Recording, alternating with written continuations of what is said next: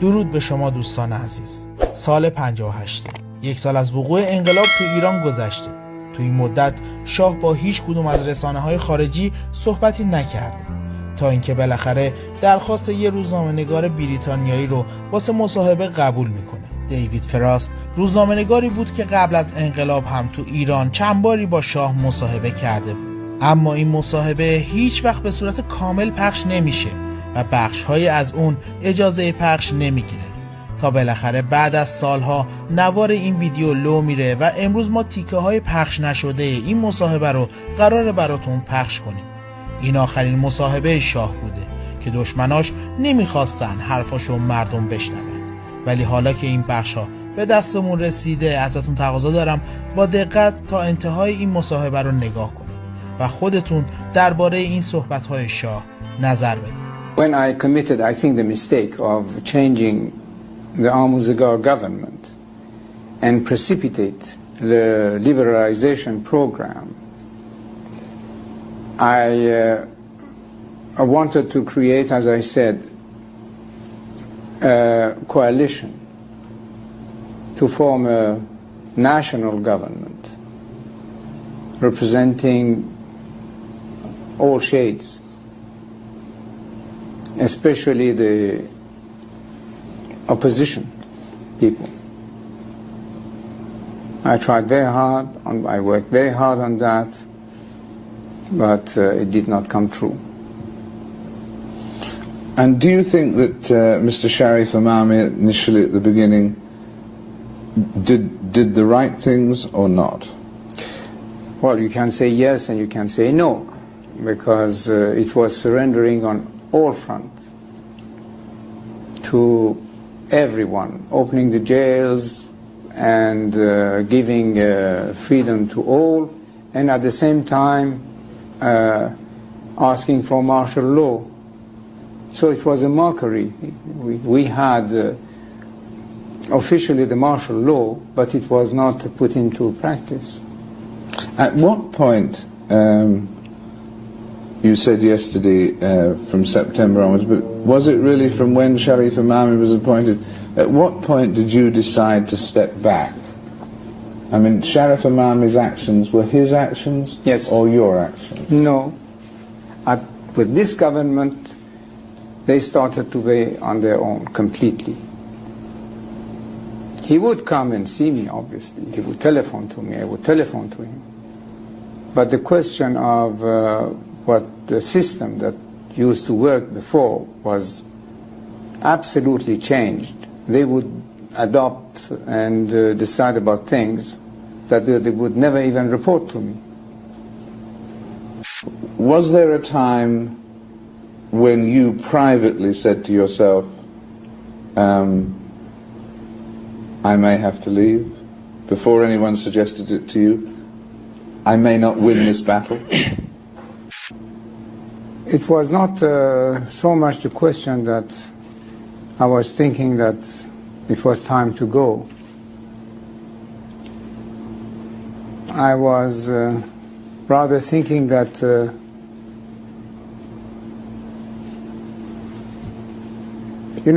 like an end to something. Without thinking of going, you were thinking maybe this is the end of an era. Or something.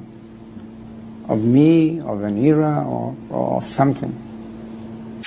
So the question is that, so all those forces which were liberated, and we should have established this beautiful democracy, where are they today? As I said, either outside the country or in hiding. 1.5 million people, Iranians, have left the country. Not only the rich people, but the best brains of the country, the best minds of the country, they have all left. Everybody who can leave the country is leaving the country.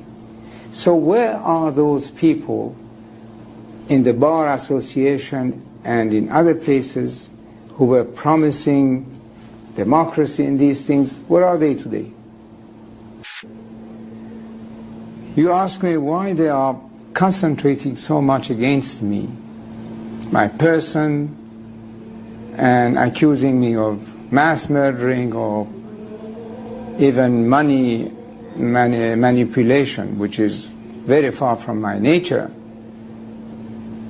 The adopting this Nazi-like propaganda is something quite curious. It comes in the picture that the man there now, you see, he doesn't want to hear about the history of our country one day before he came back to Tehran a year ago and took over. He says the history of the country does not exist. There has not been a single good king in the history of Iran. So he thinks that the history of Iran starts with him on whatever it was, February of 1979. That's why they are concentrating so much on me, because I was the king. The history of Iran must disappear, with I as a king, with the other kings, with everything that existed before February 1979. A patriot must think of the future. I'm thinking of the year 2000. If we kept our youth and our population out of the orbit of the new technology, how could we be competitive with the rest of the world in the year 2000? Unless we are ready to fall in the category of the fifth or sixth great nations. Now they say that boys of 15 and girls of 13 could marry.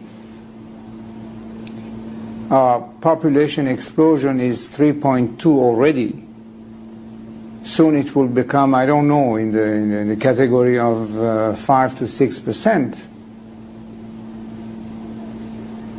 How are they going to feed these mouths? Especially if what now is making the wheels turn somewhat, that his oil money will be finished. It's only through technology and mastering the science, and the future of the world is based on technology and science. And this is only in the Western world that you could find. So the man is not thinking of the country or its future, only about his hatred against me. I'm thinking of the country, of our people, of our future, and he just wants to destroy what I am. That's the difference. And when I tell you, Mr. Frost, that I still cannot understand, I will repeat that again. I still cannot understand what has happened. If you had your time as Shahanshah over again, those 37 years, what would you have done differently?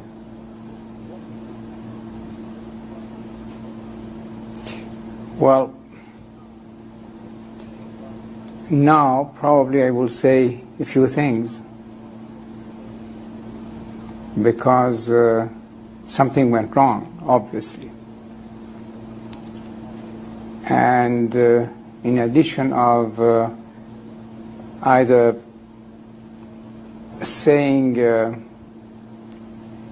truth or making yourself excuses and all kind of things to defend yourself against the failures, but probably in addition to all the intrigues from within and without, something had gone wrong. And this is what I think about.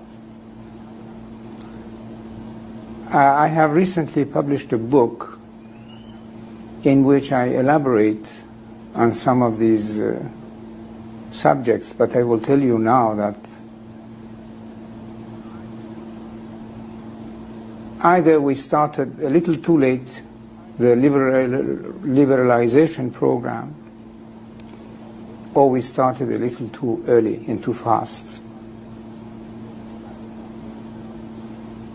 Either we should have started it in 1973 instead of 75 or 6, or at a time of crisis, when we were seeing that things were moving in the direction of complete chaos and anarchy, then to take our time, first to re-establish law, order, and